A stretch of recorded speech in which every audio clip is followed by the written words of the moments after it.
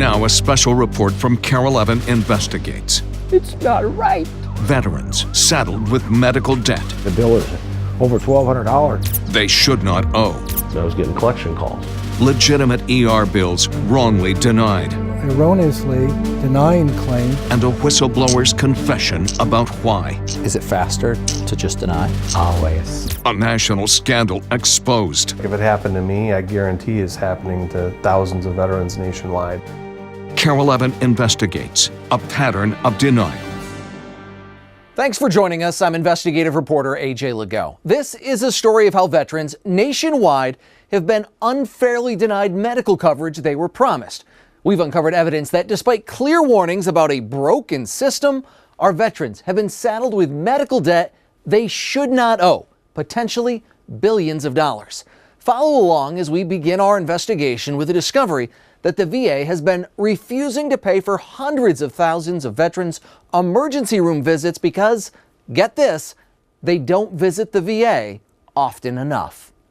This is my Class A uniform jacket. You can learn a lot about a soldier by looking at their dress uniform. You can tell their rank. Iraq War Army veteran David Riggs first put his on in 1985. This one here is a marksman's badge. It's actually a story in a uniform jacket. And if a ribbon existed for good health, the 55-year-old veteran likely deserves one. Very seldom, if ever, went to the doctor's office for anything. But his good health is now costing him $12,186. Ginger is David's wife. But he wasn't raised to let's run to the doctor if I sneeze. Unless it was life-threatening, you didn't do anything for it except keep it from bleeding and keep on going. So when he was hurting so bad, he says he couldn't even stand, you know it was bad. And I was in so much pain, I didn't know which way to turn. Ginger called 911 and an ambulance took him to the nearest emergency room. A scan showed he had kidney stones. Unbearable. That $12,000 bill came in the mail a month later. At the time, Riggs didn't worry. He's a VA healthcare enrollee. Every year, he gets a letter from the government saying he has medical coverage. His VA card even tells him in an emergency to go to the nearest medical facility. So he was surprised when he got this letter from the VA. They denied my claim because I hadn't seen one of their doctors in the last 24 months. That's right. Veterans who don't see a VA doctor every 24 months can have their ER bill denied. I'm being penalized for being healthy and not having to use a doctor very often. David says he'd never heard of this 24-month rule. Our investigation discovered he's not alone. There was Jay Hill in Colorado, also denied. I had no idea that this was a thing. According to this 2014 Government Accountability Office report, most veterans are often not aware of specific eligibility criteria and assume that VA will cover their non-VA emergency care. Randy Williamson was the lead investigator for that report. VA needs to do a better job informing veterans and finding out what the knowledge gaps are. But Carol Evans' investigation discovered little to nothing was done. In the ensuing 3+ years, in Minnesota alone, 2,030 veterans' ER bills totaling $6.8 million were denied based on the 24-month rule. Nationwide, 219,000 ER claims were denied, putting veterans on the hook for $791 million. After our investigations exposing how this 24-month denial loophole was impacting veterans, the VA finally began to take action, releasing this new online video about the rule. At the time of the emergency, the veteran was enrolled in VA healthcare and had received medical services through VA within the last 24 months. But confusion over VA rules wasn't the most serious problem we discovered. Coming up, I wake up at night and think of this. Are veterans being wrongly denied because of pressure on the people who process their claims? Look for a reason to deny it. It's the fastest way to get your numbers.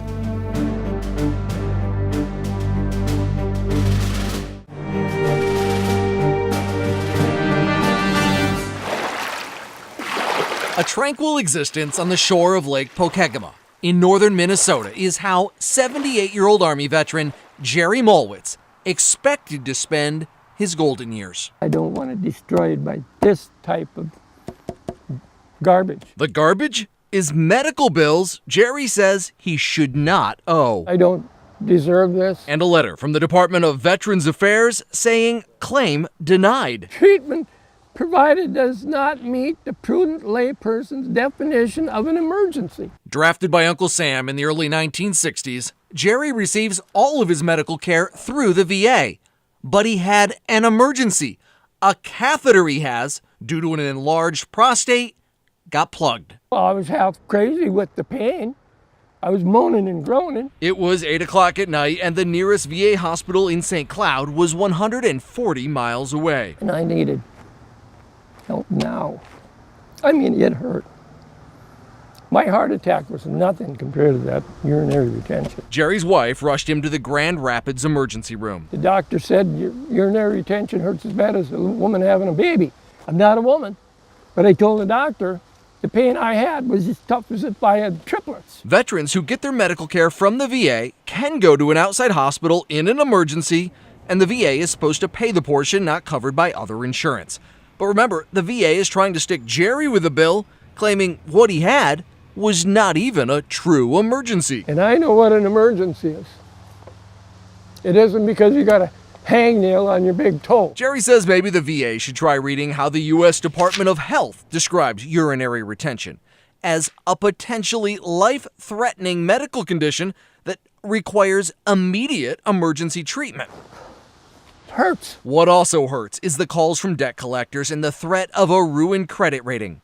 Jerry says he's lost track of the time It's not right. he's spent unsuccessfully trying to get the VA to reconsider his denial. Hours. Hours. I wake up at night and think of this. Do I deserve that? What is he supposed to do?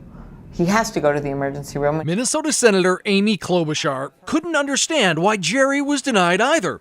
And he's not the only veteran she's heard from. And usually when a member of Congress starts getting called over and over again, it's like the canary in the coal mine. In fact, Carol Levin's investigation found there's evidence of a disturbing pattern of veterans getting stuck with medical bills because the VA claimed they did not have a real emergency. I felt like my chest was about to pop. Fearing her husband, Ben Krause, was having a heart attack, I remember he said, something's wrong, something's wrong. Gretchen drove the family a mile to the nearest emergency room at Woodwinds. They were here for 9 hours before doctors decided it was actually extreme stress. A veteran, Ben expected the Minneapolis VA would pick up the $6,000 ER bill. He was mistaken. I got a letter in the mail saying they were going to deny me. Just like in Jerry's case, Ben's letter stated the treatment provided does not meet the prudent layperson definition of an emergency. You know, apparently a prudent, normal guy wouldn't have gone to the emergency room if they were experiencing chest pains like I was. But just look at the VA's own prudent layperson fact sheet. It describes someone with an average knowledge of health who believes failure to obtain immediate medical care could result in placing the patient's health in serious jeopardy. It even gives this example: a patient going to the ER complaining of chest pain, but given a diagnosis of mild gastric irritation. But because chest pain is a potentially serious problem, it, quote, clearly falls into the category of what any prudent layperson would consider an appropriate use of an emergency room. Right. I mean, this is almost, when you look at it, this is almost verbatim your case. Right. I mean, it's black and white. And it's case example A. We found the same sort of denial is happening all across the country. VA is many times forced to deny a significant number of emergency treatment claims. In 2016, the VA told Congress in this report that in just 1 year, 98,000 veterans had their claim denied because the VA determined it was not an emergency. And here's the most important part. Many of these denials are the result of inconsistent application of the prudent layperson standard. If it happened to me, I guarantee it's happening to thousands of veterans nationwide, if not hundreds of thousands. So why is it happening? A VA insider thinks he knows. Is it faster to just deny? Always. Still ahead, a whistleblower's confession. It's been weighing on me a lot. When a pattern of denial continues. Some days, if I have to walk a lot, my knee will swell up. Army veteran Bob Ramsey is a dispatcher for a trucking company. After years as a tank mechanic for Uncle Sam, his knees are shot. Right when I'll have to be replaced eventually. In 2015, he needed a knee surgery, but the wait time at the Minneapolis VA was too long. So he was approved for the Veterans Choice Program that President Obama signed into law, allowing veterans facing lengthy VA delays to get care at private hospitals. Bob's surgery was done at Maple Grove. So I got that done and thought everything would be okay. Bob has a blood disorder, so he was warned if he had any unusual pain after surgery not to ignore it. Because I could have a blood clot. About a week after his surgery at Maple Grove, Bob had growing pain in his calf, so called the Minneapolis VA, asking if he should come into their ER. He says he spoke with the nurse on duty. And she said, well, you should go in and be seen right away, but you should go back to where you had the surgery. And so that's what I did. But what happened next made no sense. Right there. Bob got a letter in the mail from the Minneapolis VA refusing to pay for his ER visit because he could have gone to the VA. VA or federal facility was available to provide services. Claim denied. I called for advice, to ask what they want me to do. They told me what to do. I did what they told me to do, and then they refused to pay. Bob says he tried reasoning with the VA for nearly a year. Exactly. Meanwhile, his bill from Maple Grove was turned over to a collection agency. They'll continue to call and harass you. You know, you're a bad person because you didn't pay your bills. It's a story that sounded all too familiar to 71-year-old Rocky Waite, a Vietnam War Army medic with a 100% service-connected disability. I never say I came home, I came back. His battle with the VA began with a large kidney stone. The pain just got to be excruciating. Just like Bob, Rocky called the Minneapolis VA to ask what he should do. He was told to go to the nearest ER, St. John's Hospital, where he had emergency surgery. And 10 days later, when it was time to have the emergency stent removed, he called the VA again. His VA records even prove it. They clearly show he was instructed to go back to St. John's. I took their advice and went, had the procedure done. Next thing I got was a denial letter from the VA saying I didn't follow protocol. Despite doing everything right, Rocky was stuck with a $1,200 bill. So I did as I was told. I don't know how else you could do it. He appealed and was again denied. Then he saw something that really made him mad. And then I was watching the television and spotted a story on KARE 11. After the VA refuses to pay for medical care they instructed him to get. Our investigation exposing other veterans with wrongful ER bill denials. He emailed us his records. This one came in from Mr. Rocky Waite. And we mentioned his case on air. Sticking this veteran with a $1,200 bill. So he's now asking the question, hey, what should I do? The very next day, kind of almost a miracle or something. Rocky got a voicemail from a VA official. So we'll get that paid for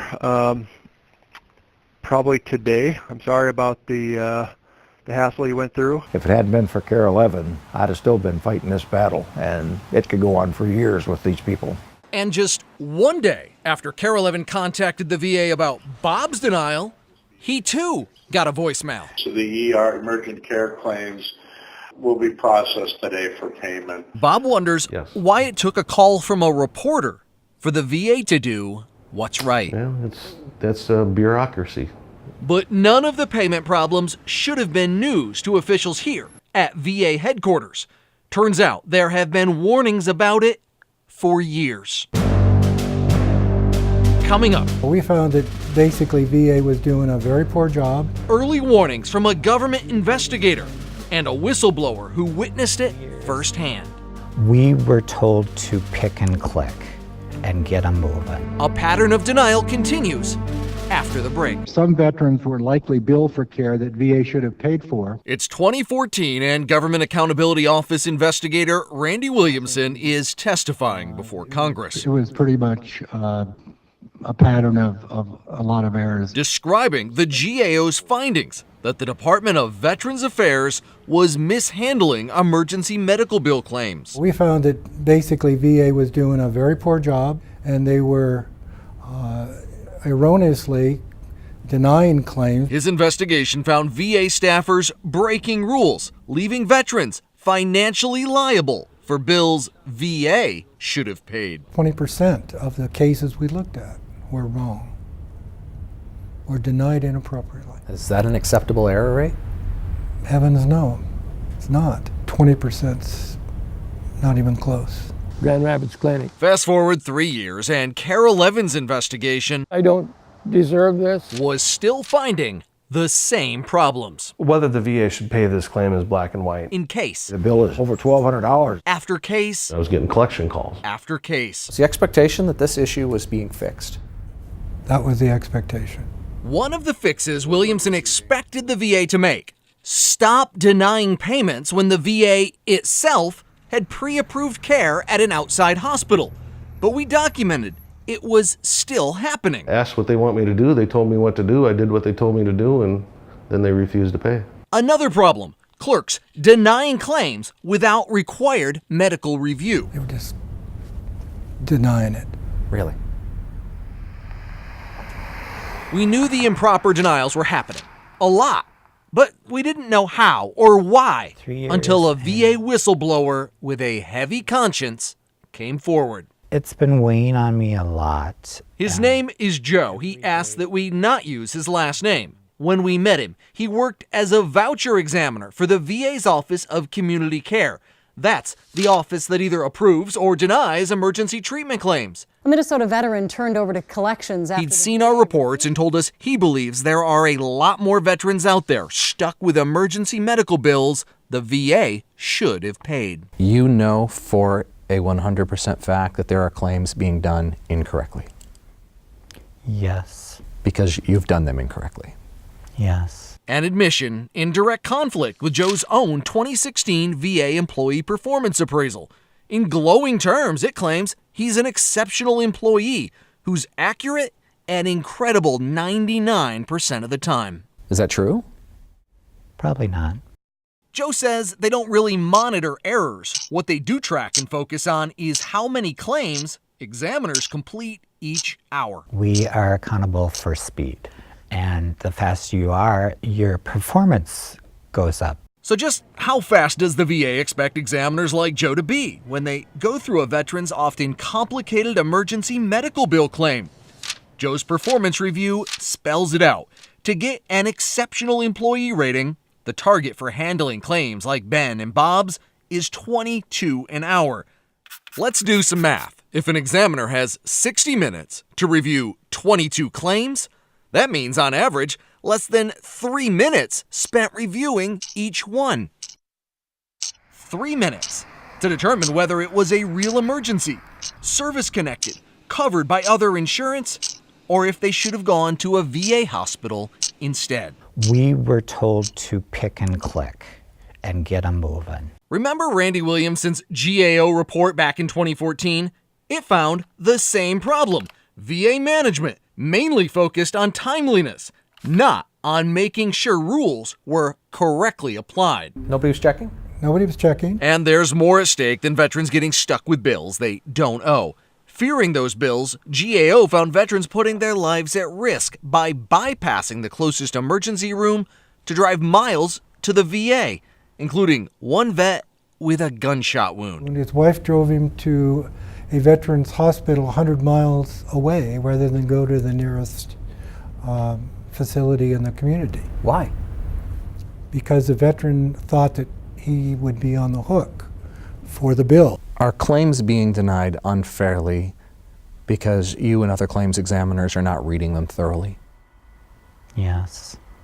And here's where the VA's focus on speed goes even further off the rails. Joe says it's a lot faster to deny a veteran's claim than to go through all the steps it takes to approve it. Look for a reason to deny it. It's the fastest way to get your numbers. In a statement, the Department of Veterans Affairs denied it has quotas, saying employees have a performance plan that measures production standards, effectiveness, quality, and customer service. But that explanation did not ring true to the ranking member of the House Veterans Affairs Committee. After seeing Carol Evans' report, Representative Tim Walz called for a new nationwide investigation. We'll find out how widespread this is. We'll ask the IG to do what they do to see if it's broader, see if this is systemic, and try and figure out how deep it goes. Just how often has the VA been denying veterans ER bills? KARE 11 crunched 2.5 years worth of VA data and found in the VA Midwest network, which includes Minnesota, 52% of all emergency medical claims are denied. That's $65 million forced back onto veterans to pay. Nationwide, it adds up to $2.6 billion in just 1 year. Sometimes what's being denied obviously should be approved? Yes. That's a damning claim. Yes. A confession that leaves veterans like Jerry Malwitz I fought for this country, still stuck with bills, and I'm proud to be a veteran. Proud. U.S. Army. feeling betrayed. And then we, at 78 years old, that's how I'm treated. The Inspector General investigation that Congressman Walz called for is due to be completed in 2019. Just within the last month, the Department of Veterans Affairs enacted key reforms, including nationally standardized reviews for accuracy on emergency medical bill denials. 5:30 a.m. on the longest day of the year. The sun already up on the Leech Lake Reservation in northern Minnesota as 66-year-old Frank Sherman leaves home on an all too familiar trip. This is what I do for 3 days a week. Every Monday, Wednesday, Friday for more than 3 years. This is my life.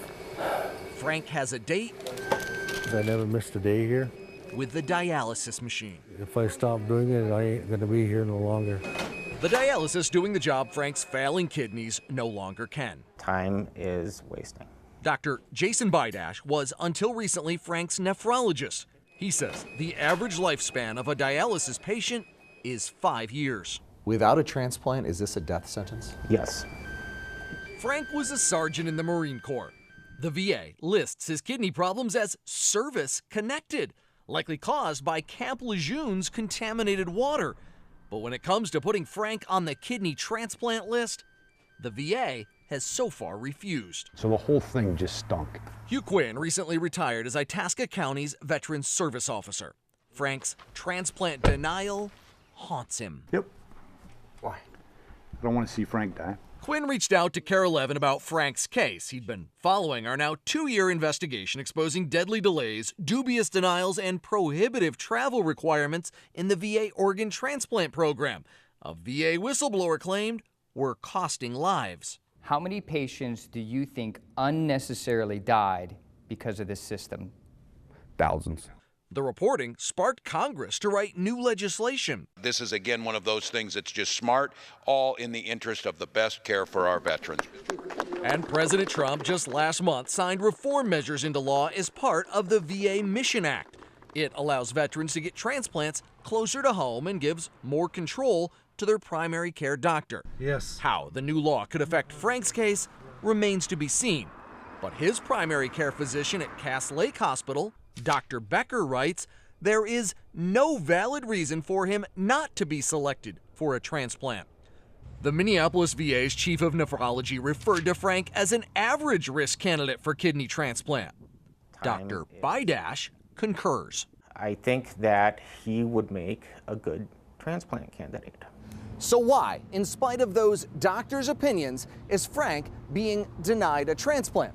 The VA says it's because he's not mentally alert enough to follow medical instructions. In a letter to Senator Amy Klobuchar, Minneapolis VA Director Patrick Kelly explains the primary reason for the denial. Due to his limited functional status and vascular dementia with significant neurocognitive deficits, he is not an acceptable candidate. Dr. Bidash thinks the VA made a life-threatening mistake. Frank, in my opinion, does not have significant neurocognitive deficits. His regular doctor in Cass Lake agrees, writing of the claim that Frank has cognitive impairments. This is simply not true.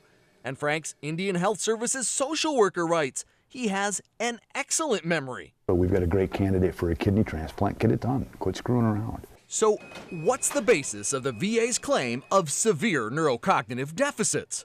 We found the answer buried in Frank's records. He was given a pair of neuropsychological evaluations to determine whether he could care for himself post-transplant.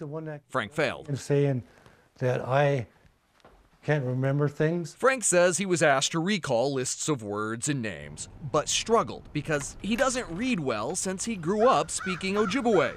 What's more, the test included words he says he'd never heard before. And then they think that's because you don't know a word, they think that's a memory. It's not a memory. It's a word you don't know. A note from his first exam raises serious questions about the accuracy of the VA testing. Patient performance was scored on Caucasian norms due to lack of Native American norms available. Notes from follow-up testing in 2016 state cross-cultural factors may have contributed to suppressed performance, and results may therefore potentially underestimate his true level of cognitive functioning. But they denied him anyway. That doesn't surprise me. What does that say to you? It says it's a biased system. When Carol Levin contacted the VA about Frank's case, they defended their testing, claiming the suggestion it discriminates against Native Americans is completely false, offensive, and defamatory. And unlike their letter to Senator Klobuchar, which focused on Frank's so-called neurocognitive deficits, the VA listed other issues, ranging from missed medications to not using his CPAP machine, as primary reasons for his denial. Problems Frank's own doctors think are overblown. I think the VA system is really set up to look for reasons to disqualify patients rather than to look for reasons to give them a kidney transplant. I'm proud to do it. Despite the toll dialysis plays on his body, Frank spends hours each week maintaining his tribe's Veterans Cemetery Park, which he created in honor of an uncle who was a World War II POW. It's a lot of work. I feel that it's my duty to take care of our veterans because they sure took care of us. He now questions why the government he so proudly served has given him what his doctors say amounts to a death sentence. I told my children, I says, whatever happens, I lived a good life. That small commuter jet from Bemidji, taxiing to the gate at MSP, has a passenger on board who's been on a seemingly never-ending journey. Oh, it's been about good for 6 years. For Frank Sherman, this stop in Minneapolis is just a quick layover. Yep. On a trip that's been filled with stops, starts, and delays, but now finally, momentum. Going our direction, I guess. When we last saw Frank, the Marine Corps veteran was hooked up to a dialysis machine on a slow march towards what his doctors told him was the inevitable. Without a transplant, is this a death sentence? Yes. Frank's kidney problems are tied to his time in the Marines, likely caused by Camp Lejeune's contaminated water, but the VA refused to put him on the transplant list, claiming he's not an acceptable candidate because of significant neurocognitive deficits. A claim Frank's private kidney specialist, Dr. Jason Bidash, labeled a life-threatening mistake. Frank, in my opinion, does not have significant neurocognitive deficits. Frank grew up on the reservation speaking Ojibwe and does not read well, so he did poorly on a standard memory test used to determine whether he could care for himself after the transplant. Because you don't know a word, they think that's a memory. It's not a memory. It's a word you don't know. But when Carol Levin dug through Frank's VA test records, what we found raised serious questions about their accuracy and fairness, including this note. Patient performance was scored on Caucasian norms due to lack of Native American norms available. What does that say to you? It says it's a biased system. After Carol Levin's report aired, the VA gave Frank a new evaluation. To the surprise of no one who knows him, it states, current exam results do not support a diagnosis of major neurocognitive disorder. In other words, Frank's memory is fine. Been a long time since I've been on a plane.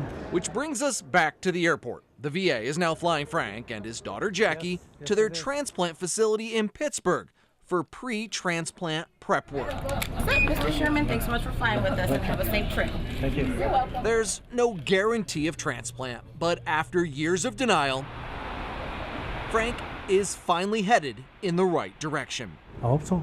I really hope so. For KARE 11 Investigates, I'm AJ Legault.